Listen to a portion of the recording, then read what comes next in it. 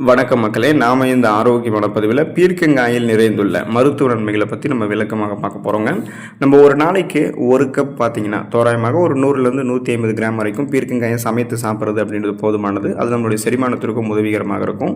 Weight loss பண்ணணும்னு நினைக்கிறவங்க காலையில் வெறும் வெயிட்டில் எடுத்துக்கலாம். மற்றவர்கள் மதிய உணவாக எடுத்துக்கொள்ளும் போதே சிறப்பாக ஊட்டச்சத்துக்கள் கிடைக்கும், மருத்துவ நன்மைகளும் கிடைக்கும். குறிப்பாக நீங்கள் தெரிந்து கொள்ள வேண்டிய விஷயம் என்னென்னா, பீர்க்கங்காயில் கசப்புத்தன்மை இருக்கும். அதில் குக்கர் பிட்டாசின் நச்சுத்தன்மை வாய்ந்தது அப்படின்றதால சமைக்கும் போது பீர்க்கங்காயை கொஞ்சமாக நீங்கள் சுவைத்து பார்த்து கசப்பாக இருந்துச்சுன்னா அதை கட்டாயமாக நீங்கள் தவிர்த்து விடுவது நல்லதுன்றது தெரிந்து கொள்ளுங்கள். ஸோ பீர்க்கங்காய் எடுத்துக்கொள்ளும் போது கிடைக்கக்கூடிய மருத்துவ நன்மைகளை விளக்கமாக பார்க்குறதுக்கு முன்னாடி இந்த வீடியோவுக்கு ஒரு லைக் கொடுத்துட்டு இந்த தகவலை உங்களுக்கு தெரிஞ்சவங்களுக்கும் ஷேர் பண்ணுங்கள், சப்போர்ட் பண்ணுங்கள்.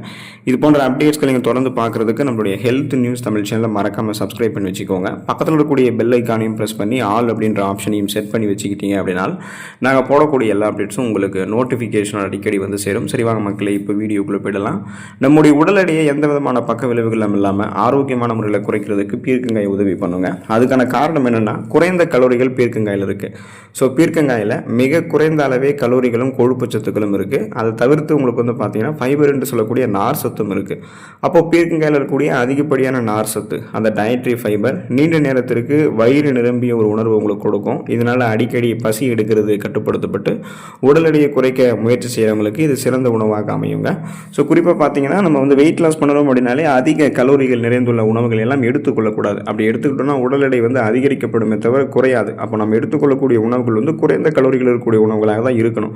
இப்போ நீங்கள் எடுத்துக்கொள்ளக்கூடிய பீர்க்கங்காயும் குறைந்த கலோரிகள் இருக்கக்கூடிய உணவு தான். ஸோ இதை எடுத்துக்கொள்ளும் போது பசி கட்டுப்படுத்தப்படுவதால் அப்போ உங்களுடைய உடலில் இருக்கக்கூடிய அந்த ஆல்ரெடி அதிக கொழுப்புகள்லாம் இருக்கும் பார்த்தீங்களா, அதெல்லாம் கரைக்கப்பட்டு உங்களுக்கு வேண்டிய எனர்ஜியாக ஆற்றலாக மாற்றப்பட்டுரும். ஸோ கொலஸ்ட்ரால்ஸ்லாம் எனர்ஜியாக கன்வெர்ட் ஆகி எரிக்கப்படுறதால இப்போ தேவையில்லாத கொழுப்பு படிவுகள், தொப்பை போன்ற அமைப்பெல்லாம் இல்லாமல் நீங்கள் கனக்கச்சிதமான கட்டுடல் மேனியை பெற்று ஆரோக்கியமாக இருப்பீங்க. ஸோ அதுக்கு உங்களுடைய டயட்டில் நீங்கள் பீர்க்கங்காயை சேர்த்துக்கொள்ளலாம். ரத்தத்தில் அதிகரித்திருக்கக்கூடிய சர்க்கரையினுடைய அளவை கட்டுப்படுத்தக்கூடியதுங்க பீர்க்கங்காய். அதுக்கான காரணம் என்னென்னா, இன்சுலின் போன்ற பெப்டிடைஸ் இதில் இருக்குது. ஸோ பீர்க்கங்காயில் பார்த்தீங்க அப்படின்னா இன்சுலினை போன்றே ஆன்டி ஹைப்பர் கிளைசமிக், அதாவது எதிர்ப்பு வேதிப்பொருட்கள் நிறைய இருக்குது, பெப்டைடுகளும் இருக்குது. ஸோ இதனால் பார்த்தீங்கன்னா ரத்தத்தில் இருக்கக்கூடிய சர்க்கரையினுடைய அளவை சீராக வைக்கக்கூடியதாக இது இருக்குது.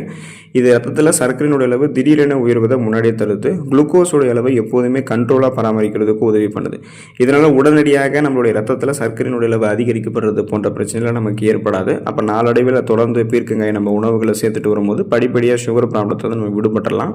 ஃப்யூச்சரில் நீங்கள் சுகர் ப்ராப்ளம் இல்லாமல் ஆரோக்கியமாக இருக்கணும்னு நினச்சிங்க அப்படின்னாலுமே பீர்க்கங்காய் இப்போ இருந்து உங்களுடைய உணவுகளை நீங்கள் சேர்த்துக்கலாம். கல்லீரல் ஆரோக்கியம் மேம்படுவதற்கு மற்றும் நச்சுக்களை உடலில் இருந்து நீக்கம் செய்து கொள்வதற்கு பீர்க்கங்காய் எடுத்துக்கலாங்க.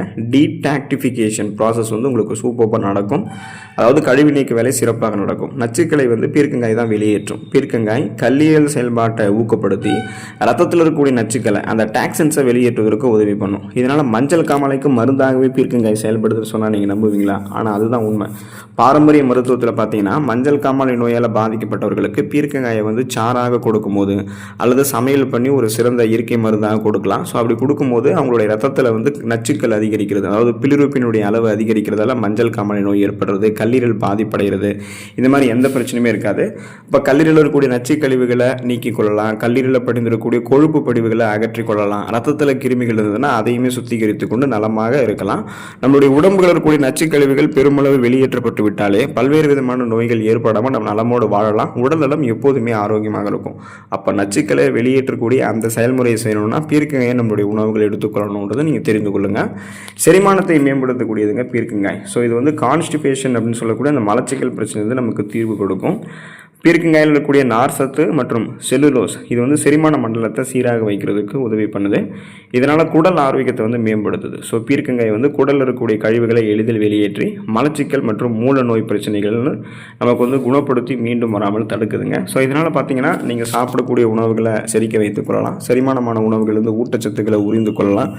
மீதம் இருக்கக்கூடிய கழிவுகள் குடல்களிலேயே தேங்கி மலச்சிக்கல் பிரச்சனையெல்லாம் ஏற்படுத்தாமல் அந்த கழிவுகளை நீக்கி கொண்டு நலமோடு நீங்கள் இருக்கலாம். ஸோ ஒட்டுமொத்த செரிமான மண்டலத்தையும் வலுப்படுத்தணும்னா பீர்க்கங்காய் எடுத்துக்கொள்ளணும். கண் பார்வை திறனை மேம்படுத்தக்கூடியதுங்க. கண் பார்வையை கூர்மையாக வைத்துக் கொள்வதற்கெல்லாமே பீர்க்கங்காய் நீங்கள் எடுத்துக்கொள்ளலாம். அதுக்கான காரணம் என்னென்னா, விட்டமின் ஏ பீர்க்கங்காயில் இருக்குது. ஸோ விட்டமின் ஏ அப்புறம் பீட்டா கரோட்டின் சத்துக்கெல்லாம் பீர்க்கங்காயில் நிறைந்திருக்கு. இதனால் கண் நரம்புகள் உங்களுக்கு பலமாகவே இருக்கும். ஸோ பீர்க்கங்காய் கண் தசைகளை வலுப்படுத்தி கண் புரை என்று சொல்லக்கூடிய கேட்ராக்ட் மற்றும் வயது முதிர்வு காரணமாக ஏற்படக்கூடிய கண் பார்வை மங்குதல், மாகுலர் டீஜெனரேஷன் போன்ற பிரச்சனைகளை தவிர்க்கிறதுக்கு உதவி பண்ணுது.